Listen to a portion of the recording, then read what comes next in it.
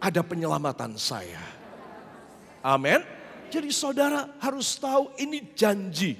Cuma kepada siapa? Nah, kalimat terakhir, sama seperti seseorang, yaitu seorang ayah, menyayangi anaknya yang melayaninya.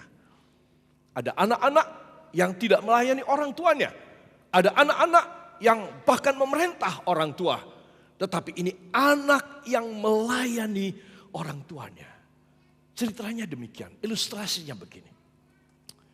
Di dalam satu rumah ayah kita, dia punya kebun anggur. Dia punya peternakan hewan. Saudara, dia mempunyai beberapa bidang usaha. Dan dia mempunyai puluhan, mungkin ratusan karyawan. Saudara, tetapi dia tidak begitu puas dengan ini semua. Dia hanya puas kalau anaknya membantu dia di pekerjaan ini. Itu sebab dia bisa bersantai, anaknya yang maju. Betul apa tidak? Ya, ada masalah, anaknya membela lebih dulu. Kalau boleh, ayah tidak usah tahu. Aku akan menyelesaikan sendiri. Nah, ini macam anak yang membela ayahnya. Anak yang melayani ayahnya. Orang-orang yang bertanggung jawab pada ladang pekerjaan Tuhan. Seorang yang bertanggung jawab pada rumah Allah adalah seorang yang sangat dititeni oleh Tuhan.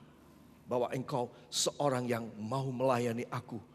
Hai anakku, aku sangat mengapresiasi, aku sangat menghargai pelayananmu di dalam rumahku. Awal tahun ini menentukan sepanjang tahun kita.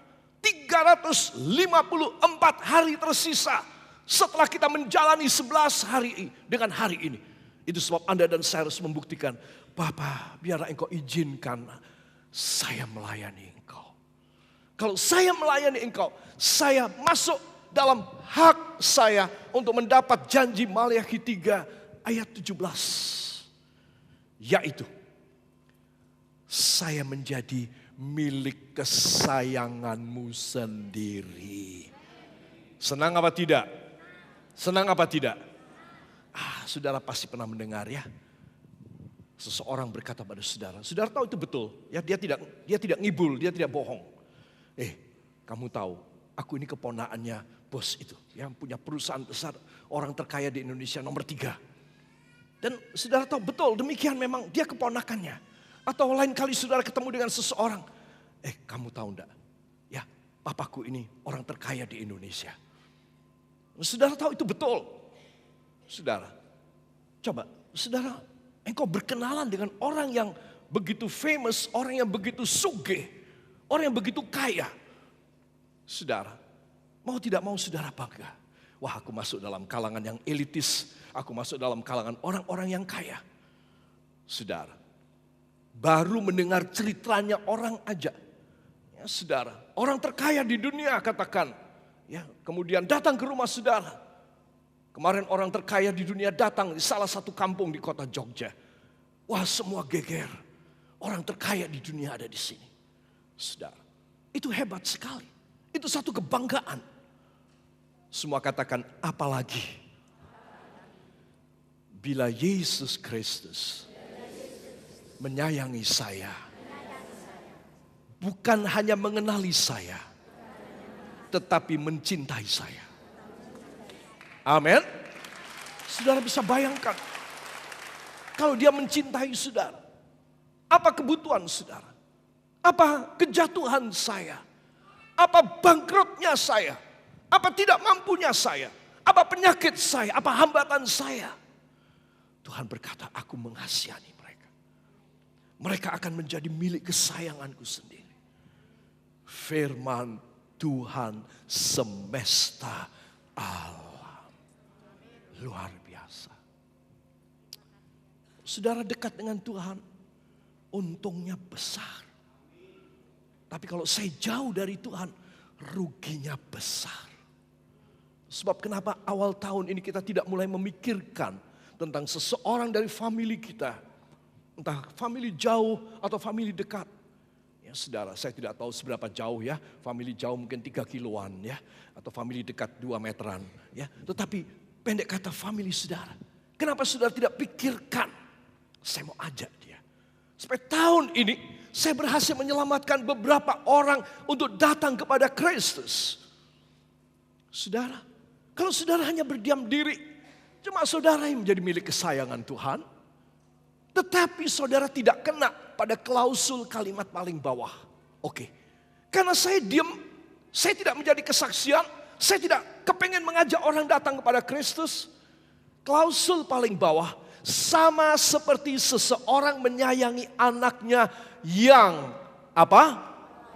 Yang apa? Melayaninya.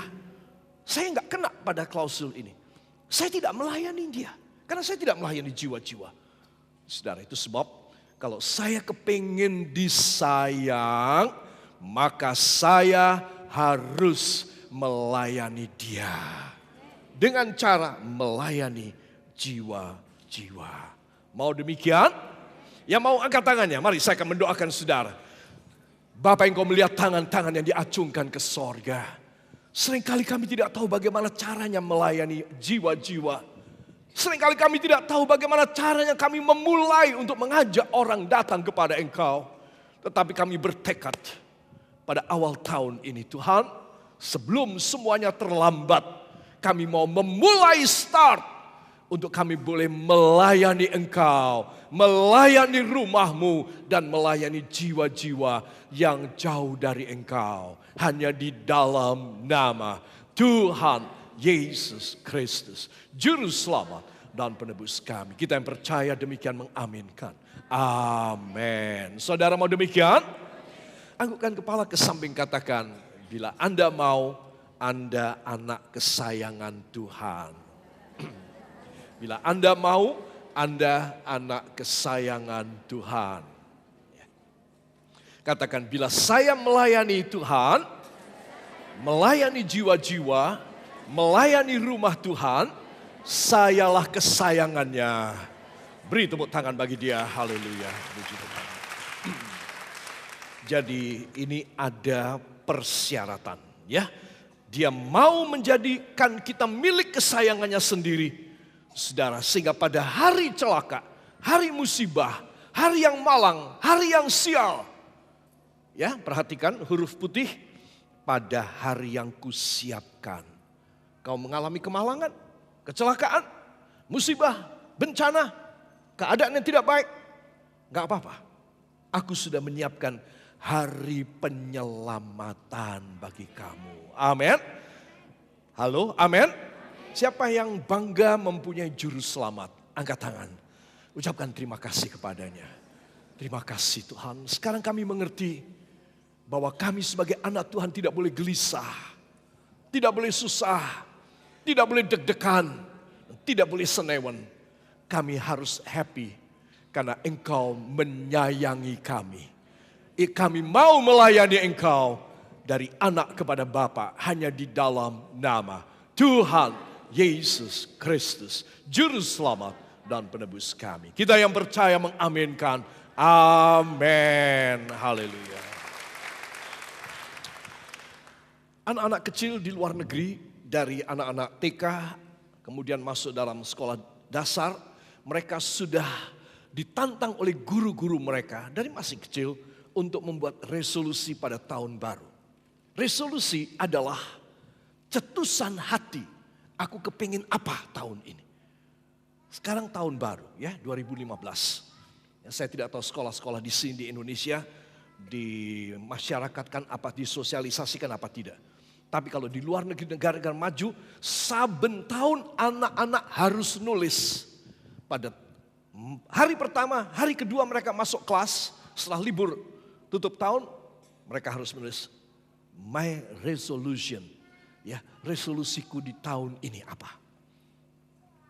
Cucu saya yang paling kecil, Sarah, umur 5 tahun, dia menuliskan. Dan tulisannya bagus juga saya lihat. Ya, dia berkata begini, di tahun ini aku mau lebih baik dalam membaca. Kedua, di tahun ini aku mau lebih baik dalam menulis. Ketiga, di tahun ini aku mau lebih baik dalam dancing. Dancing. Ya, saudara. Dia mau bisa dance lebih bagus katanya. Wow. Anak 5 tahun. Saudara. Dan sudah didorong oleh gurunya untuk mempunyai satu resolution. Tahun ini apa keinginan kalian? Oh sudah tidak ada caranya. Aku kepengen tas baru. Aku kepengen sepatu yang baru. Atau sepatu kaca. Dan lain sebagainya. Tidak. Mereka diajar untuk bertanggung jawab dan mandiri terhadap diri mereka sendiri. Walau dari sejak awal. Mereka harus menuliskan. Mereka mau apa tahun ini? Besok tahun depan mereka harus menulis lagi. Apa? Saudara, saya ingin supaya semua kita mempunyai satu resolution. Tuhan, tahun ini aku mau menyenangkan hatimu. Aku mau melayani Engkau. Aku mau melayani lebih banyak jiwa. Aku mau melayani rumah Tuhan. Aku mau mencintai Engkau lebih dari segalanya. Aku mau mencari kerajaan Allah dan kebenarannya. Supaya semuanya Kau tambahkan dalam hidupku. Tuhan bilang, tak pegang. Keinginanmu tak pegang. Aku akan kasih kemampuan kepada kamu. Kamu tidak akan terhambat anakku. Kamu tidak akan gak bisa melakukan. Kamu akan bisa melakukan resolusi. Keinginan hatimu kepadaku. Supaya aku memiliki kamu sebagai milik kesayanganku sendiri. Boleh saya tanya, siapa yang ingin menjadi milik kesayangan Tuhan? Tolong angkat tangan. Katakan, Tuhan Yesus, sayalah orangnya yang ingin menjadi milik kesayanganmu.